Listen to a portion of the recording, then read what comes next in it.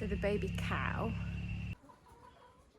just hasn't been feeding for some reason. Been away for a couple of days and he's feeding from a bottle, but not from her teats, nipples, whatever you call them, udders. And so every day, twice a day, we try and feed them in the morning and feed them in the evening.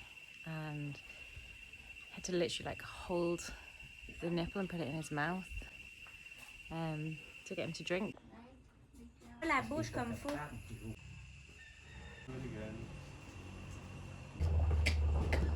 With the mum tied up and a lot of help, he's eating. Yeah, he's been hand fed, but then it's difficult to milk her because she gets a bit restless, and if there's dogs and stuff around, she goes crazy. So, but he had a feed from her today, holding the nipple in his mouth. It's quite special.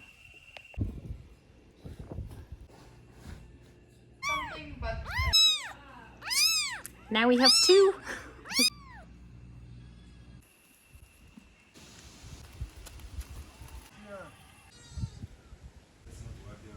You would just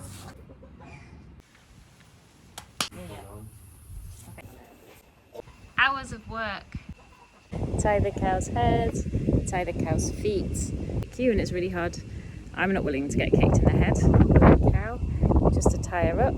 So it's really hard to get a rope in a figure of 8 around a cow's back legs without being kicked. I'm not a cowboy. I've never lassoed anything in my life. We tried really hard and she just seems to be really upset. And the baby, you have to literally put the nipple in his mouth, and he's drunk from one. We can't get him to drink for another. So we're waiting for some professional help at the moment because I'm not getting that close to a cow's feet.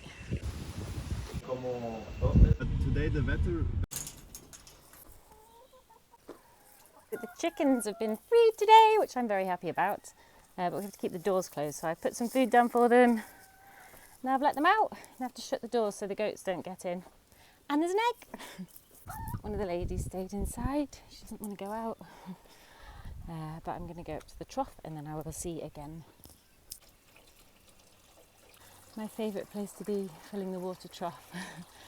I have to finish early today. I'm really grateful they've given me permission. Yesterday I went to the clinic. There's a guy here who needs something doing, and he asked me to go as an interpreter, which I find slightly hilarious, but I actually understood most of it. And I forget that I've been here quite a while now, and I in Spanish-speaking countries I understand more than I think. But I have a mole on my shoulder, and while I was there, the man looked at my mole and he said I need to get it looked at. So I have an appointment today to get this mole looked at. So I want them to chop it off.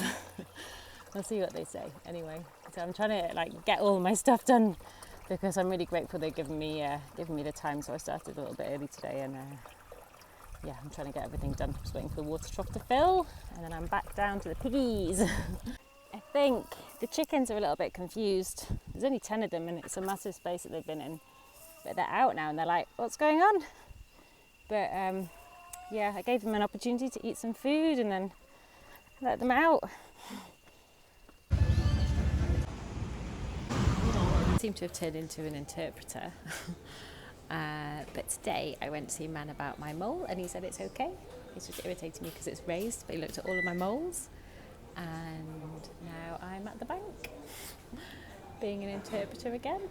So there's lots of situations where I'm practicing my Spanish that it's far from perfect, but yeah, not just cows. Now I seem to be a chauffeur, an interpreter, but I'm quite happy. I like driving.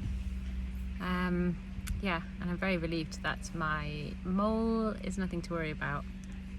And mole is luna in Spanish, which I like. It's better than mole. I'm going to call them lunas from now on. One of the best bits about being a chauffeur is that we stop at the vegetable shop to get batidos. And they're a lot cheaper than a lot of other places.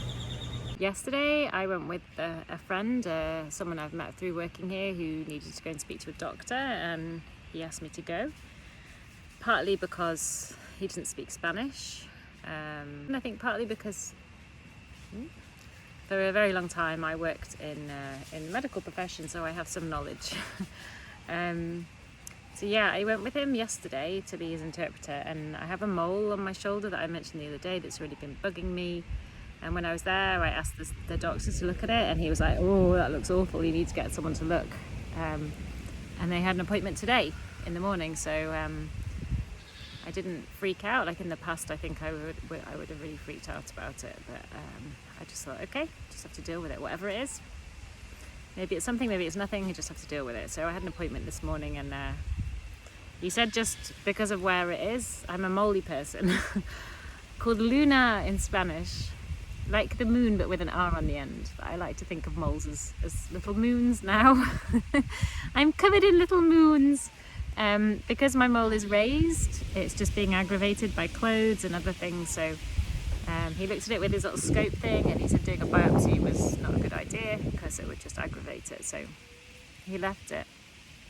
Anyway, when he was there, he did an inspection of me and he said, "Oh, you've got sun damage on your face and blah blah blah." And I know I have hyperpigmentation. I have increased pigmentation in my face from living my life, and that's okay. I have wrinkles, and that's okay. I'm 47. I get grey hairs, which upset me. I don't know why that upsets me more than anything else, but I dye my hair intermittently. I haven't been to a hairdresser for probably a couple of years now, which makes me really sad because I love my hairdresser Katie, but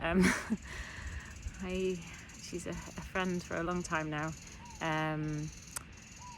But yeah, I intermittently dye my hair.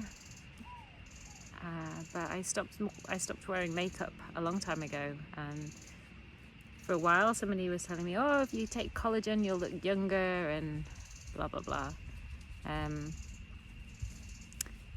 But this is me, this is my face, wrinkled, sun damaged, and it's taken me a really long time to kind of be okay with that.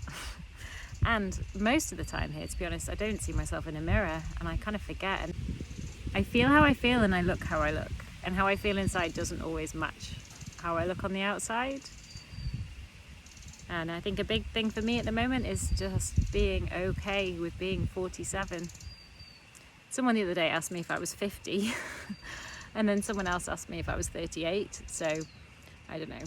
But it doesn't really matter what other people think. Everyone's perceptions and opinions. So if somebody's loads younger than you, they probably don't have a clue how old you are, and somebody's a similar age, then there's I don't know. But a lot of it is, and waffling is all kind of about self-acceptance. No makeup, no nothing. I have tattooed stuff. I had my eyebrows tattooed years ago, and I had my eyeliner tattooed a really long time ago. Yeah, but this is my face. This is my face. So the chickens, free-range chickens, excuse my mismatched clothes, I let them out this morning and then I just came back and I've moved a little thing from the door so they can get in and out, and as soon as I opened the door they all just ran in. But they've laid 4 eggs, and there was one this morning, so that's 5 today, which is loads more than normal. So yeah, I think they're happy they had a little outing, but they've gone back in and they can get out anytime they want, and now they're choosing to be in there. But I guess that's the difference. They feel safe in there, maybe, and they let me stroke them.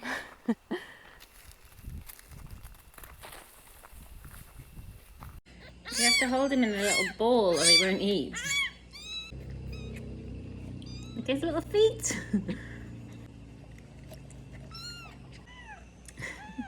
Look at him swallowing.